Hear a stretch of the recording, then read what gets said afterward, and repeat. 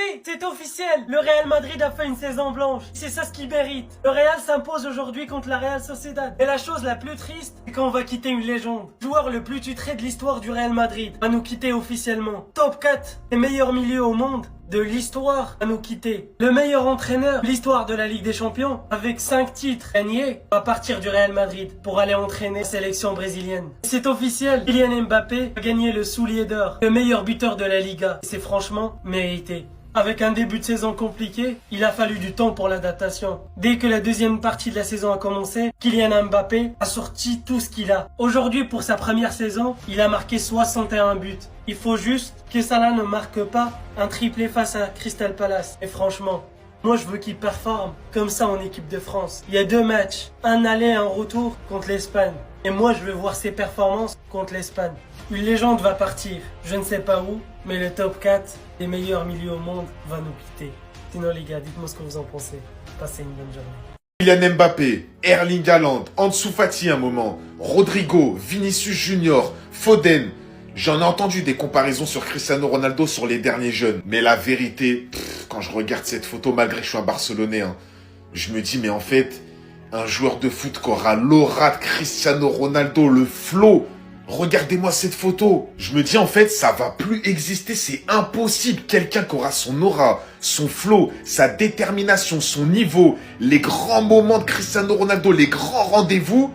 Mais personne n'aura ça, les gars, personne. En fait, ce Cristiano Ronaldo-là, dans la période 2016, 2017, 2018, je sais pas comment expliquer, il dégageait tellement quelque chose, footballistiquement parlant, et même hors terrain. T'avais l'impression qu'il faisait peur, il faisait peur à tout le monde. T'as l'impression qu'il dégageait ce côté imbattable, intouchable. À cette période-là, CR7, faut l'avouer, il était intouchable, incritiquable aussi. Dans les grands rendez-vous, il a marqué tout le monde. Et vraiment, pour moi, vous le savez, je préfère Messi. Pour moi, Messi est un meilleur joueur de foot. Mais ce Cristiano Ronaldo-là, version mèche blonde, c'était terrifiant. Terrifiant. Franchement, je suis le premier à dire qu'en ce moment, on s'éclate au niveau du foot. Il y a des cracks qui sortent, on prend du plaisir. Ryan Cherki, Yamal, Désiré Doué, on est en train de kiffer. Mais quand faut rendre à César ce qu'il y a à César, faut rendre à César ce qu'il y a à César. Il y en a, ils sont souvent là à dire que Maradona, il n'y en aura qu'un. Messi, il n'y en aura qu'un. Zidane, il n'y en aura qu'un.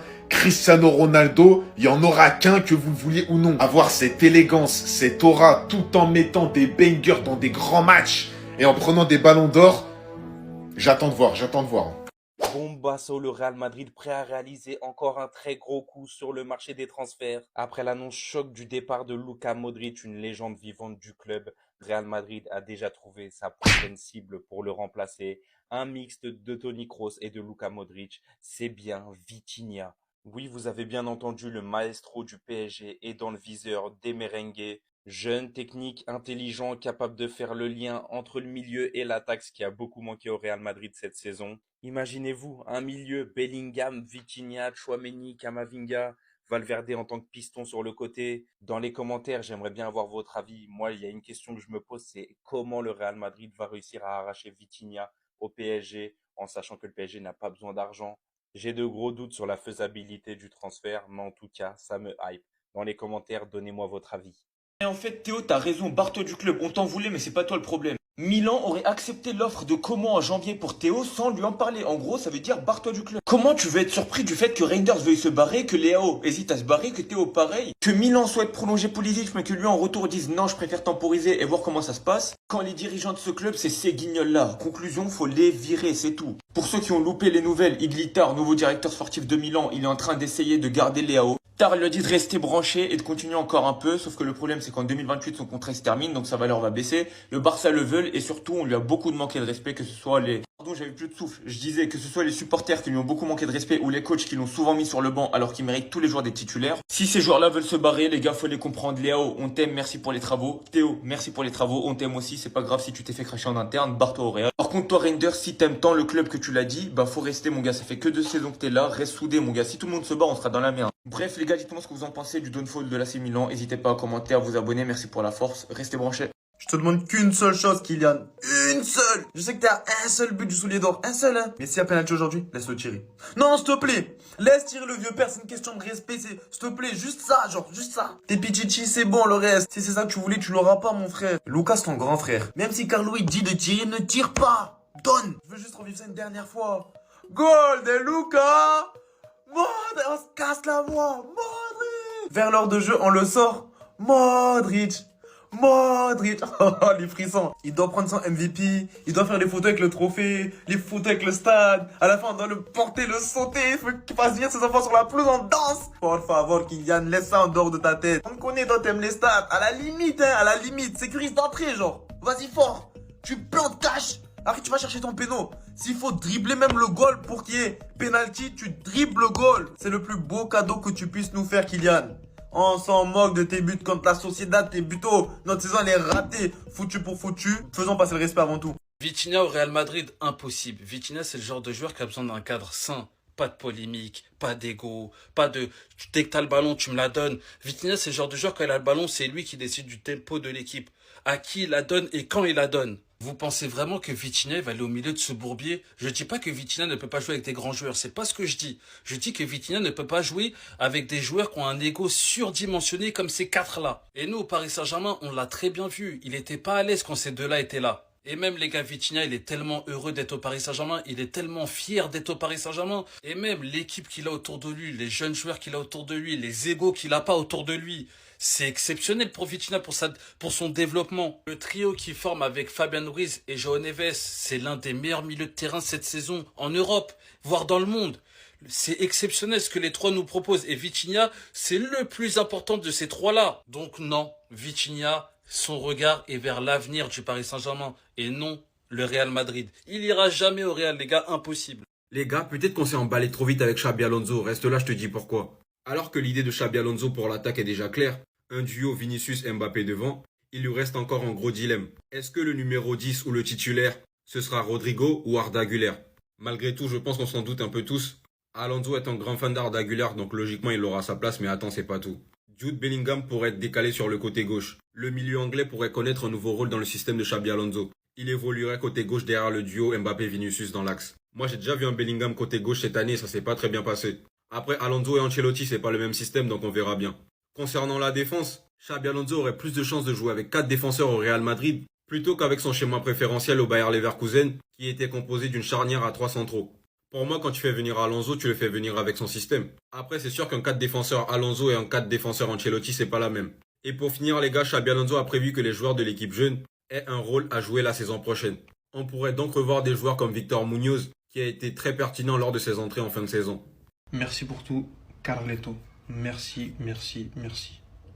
On n'est pas ingrat, on n'a pas oublié les nuits magiques au Bernabeu, le ballon d'or de Benzema, le ballon d'or normalement de Vinicius. Tout ça, on n'a pas oublié. Merci Carlo, tu as contribué énormément en tant que coach pour le club qui est le Real Madrid. Merci pour tout, on t'oubliera jamais, tu restes une légende. Là, c'est plus un au revoir les gars. C'est pas un au revoir comme quand il est parti la première fois, là c'est un adieu. Carlo Ancelotti, on savait déjà, il voulait plus trop entraîner. Après le Real Madrid, là c'est sûr. Il va prendre le Brésil et après le Brésil, ça sera terminé. Donc merci pour tout. À jamais gravé toi aussi dans l'histoire du Real Madrid, légende en tant que coach. Et d'ailleurs, il l'a redit aujourd'hui, je ne veux plus entraîner de club après le Real Madrid. Il a continué en disant ça aussi. Plus globalement, il a dit, je suis content de ne pas entraîner un autre club et de ne pas tromper le Real Madrid. Entraîner le Brésil est quelque chose d'incroyable. Je suis impatient de préparer la Coupe du Monde avec une telle équipe. Les gars, il a beaucoup de respect pour le club. Certes, il s'est manqué sur la dernière saison. Ça arrive. Franchement, il avait un vestiaire dur à gérer. Je pense une pression au sujet d'Mbappé très importante pour le faire jouer. Et il a dit ça aussi aujourd'hui. Franchement, je ne sais pas si vous avez vu la conférence de presse. Elle a été très émouvante. C'est incroyable, Carlo, comment il aime le Real Madrid. Il a dit, j'ai fait énormément d'erreurs, mais je ne peux pas te dire laquelle je regrette le plus. Nous, on sait. Malheureusement, c'est Vasquez qui a eu ta tête. Là, si tu pars cette année, c'est à cause de lui, en majorité. Voilà, mais après, c'est pas pour moi, c'est pas ta plus grosse erreur, parce qu'il y a eu les blessures, mais pour moi, ta plus grosse erreur, c'est l'année dernière, au Mercato. Tu perds Kroos, tu demandes un remplaçant. En début juillet, tu demandes un remplaçant. On est mute, t'as pas de remplaçant, pars. Nous, les Madridiens, on t'en voudra pas. Parce qu'on aurait su que t'as pas eu les moyens nécessaires pour pouvoir être plus fort, on va dire, cette saison, parce qu'on l'a vu. On l'a vu au milieu de terrain. Il manquait Kroos ou un profil comme Kroos. Donc voilà, moi j'aurais préféré qu'il aille au bras de fer et qu'il parte. Dans tous les cas, on l'aurait jamais jugé pour ça parce qu'il a apporté au club. Il a toujours apporté au club. Donc on n'aurait pas pu le juger sur ça. Au contraire, on l'aurait compris même. Et voilà, pour terminer sa conférence de presse qu'il a dit, demain sera très émouvant. Si je pleure, je ne me cacherai pas. Je partagerai cette journée avec Luka, une légende, un joueur fantastique. Dire au revoir à Luka sera magnifique. Franchement, chapeau. Il avait les larmes aux yeux à la fin de la conférence de presse. Hein. Franchement, Carlo Ancelotti, t'es quelqu'un. On avait l'impression que ce vestiaire-là, c'était plus une famille qu'une équipe. Surtout en 2022 et tout, ça avait l'air d'une famille incroyable, lui avec ses joueurs et tout. Franchement, Carlo, des coachs comme toi, humainement, c'est quelque chose avec les joueurs, ça se voit. Et on a vu le message de Vini aujourd'hui. Le message de Vini, c'est une lettre ouverte, comme il l'appelle, une lettre ouverte. Parce qu'il a fait progresser Vini, mais d'un stade incroyable. Zidane avait commencé les travaux, il les a finalisés. Et voilà. Malheureusement, je pense qu'il y a une pression qui s'est mise sur lui pour faire jouer Mbappé.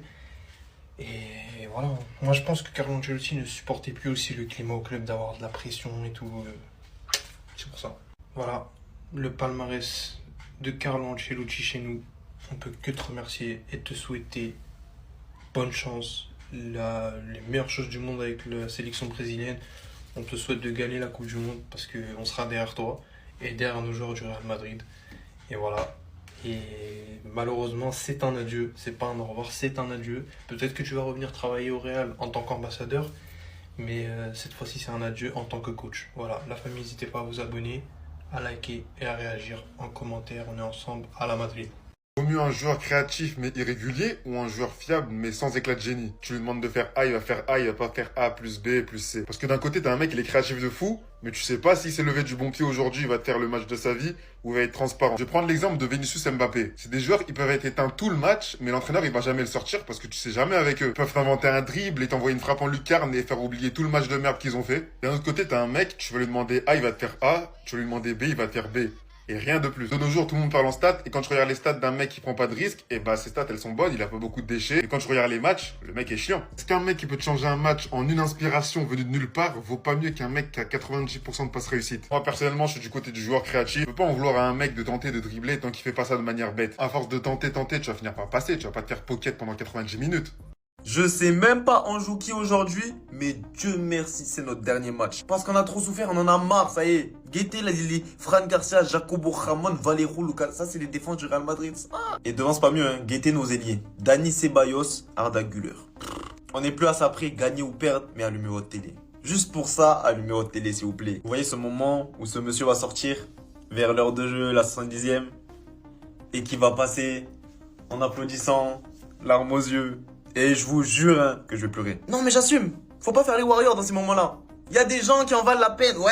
Dites-moi dans les commentaires là, vous. Même toi on a eu quelques différents mais t'es le boss. Cray, on va plus devoir manger tes chewing-gums. Ah, y a que lui qui a quelque chose à jouer. Juste lui genre. Il a un but. Pourquoi 0,5? Il a 0,5 but de Saint-Soulé d'or. Vous connaissez Mobutu, il va jamais flopper. Parce qu'on est arrivé à un point où tellement c'est chaud au Real Madrid qu'on a rappelé Vini qui est encore blessé. Et même avec cette compo, même en ne jouant rien, mettez vos pronostics en commentaire, c'est là qu'on va voir qui c'est qui est bon. Fais-toi plaisir, régale-nous, pleurons ensemble, Luca. Merci. Allumez votre télé pour voir ça une dernière fois. Pas mal de trompettes sur ce réseau qui sont en train de comparer le nombre de Ligas gagnées par Cristiano Ronaldo avec les Ligas gagnées par Lamine Yamal. Mais attendez les gars, on va remettre un petit peu les choses en place là, parce qu'il faut arrêter d'être footix à ce point-là. Hein. Non, parce que les gars, dire que Cristiano Ronaldo a gagné que 2 Ligas en Espagne, c'est faux parce qu'il a pas gagné que ça. Il a gagné d'autres coupes, d'ailleurs contre le FC Barcelone en finale plusieurs fois, mais ça vous préférez pas le dire parce que forcément ça vous arrange pas dans votre propagande Lamine Yamal. Deuxièmement, la théorie qui dit que forcément Lamine Yamal est donc maintenant plus important ou plus fort que Cristiano Ronaldo en Espagne puisqu'il a 2 Ligas identiques à Ronaldo, ça veut dire que la théorie elle marche aussi pour les autres joueurs. Non, parce que Johan Cruyff, l'une des légendes les plus importantes du club du FC Barcelone, voire peut-être la plus grande légende du FC Barcelone, lui il a que 2 Ligas. Est-ce que vous avez fait une comparaison avec Lamine Yamal? Est-ce que ça veut dire que Lamine Yamal, selon votre théorie, est donc plus fort et plus important que Johan Cruyff? Comment ça marche? Ça marche qu'avec Cristiano Ronaldo, votre truc? C'est-à-dire que Cristiano Ronaldo, c'est bon, on peut le vanner, etc. Mais Johan Cruyff, on peut pas, on n'y touche pas à la légende. Non, parce que c'est la même chose. 2 Ligas, c'est la même chose. Ça veut dire que quoi? Lamine Yamal, selon vous, est plus fort que Johan Cruyff. Ok, d'accord. En vrai, les Barcelonais, maintenant, ça m'étonne même plus. Quand on vous met la vérité devant les yeux, faut pas faire les aveugles. Les gars, les médias sont en train de nous pisser dans le crâne en fait.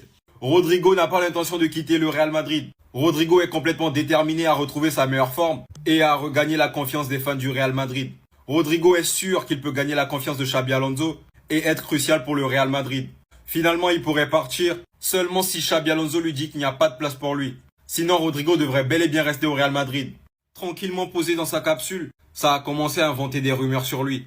Ça nous disait Rodrigo aurait refusé de jouer le Classico. Les gars, vous vous rendez compte qu'ils nous ont dit l'attaquant du Real Madrid aurait décliné sa convocation face au Barça par frustration, les gars. Ça veut dire en fait on l'a convoqué pour le match et lui il a dit non les gars, je joue pas. Moi ça me fait plaisir en vrai les gars. C'est un joueur que j'aime bien malgré son irrégularité. Et c'est sûr qu'avoir 3 attaquants, Rodrigo, Mbappé, Vinicius, ça pourrait être problématique pour la composition de l'année prochaine. Moi je suis désolé les gars, intrinsèquement, individuellement, Rodrigo, moi je l'aime trop. Bref les gars, Rodrigo n'a pas l'intention de quitter le Real Madrid. Je ne sais pas quoi en penser pour de vrai, parce que je ne sais pas du tout ce que Xabi Alonso va proposer avec un Rodrigo présent dans l'équipe de Madrid. Bon, parlons de Ligue des Champions encore. Les clubs qui ont atteint le plus souvent la finale de la Ligue des Champions. On va faire le top 5. Donc en première position, t'as le Real Madrid avec 18 finales de Ligue des Champions. Indétrônable. En deuxième position, t'as l'AC Milan avec 11 finales de Ligue des Champions. Et le Bayern aussi a 11 Ligue des Champions. Ensuite, t'as Liverpool avec 10 finales de Ligue des Champions. Et en cinquième position, t'as la Juventus avec 9 finales de Ligue des Champions. Non, non, arrête de chercher ton club. Il est pas là. Il est pas là, tout simplement. Tu prétends être meilleur club du monde, mais tu n'es même pas dans le top 5 d'une simple finale de Ligue des Champions. C'est honteux. Honteux. Donc quand les grands clubs parlent, reste sur le côté, s'il te plaît. Tu restes un petit. Avec la photo de Bellingham. Chut. Petit. Sur ce, ciao et abonnez-vous.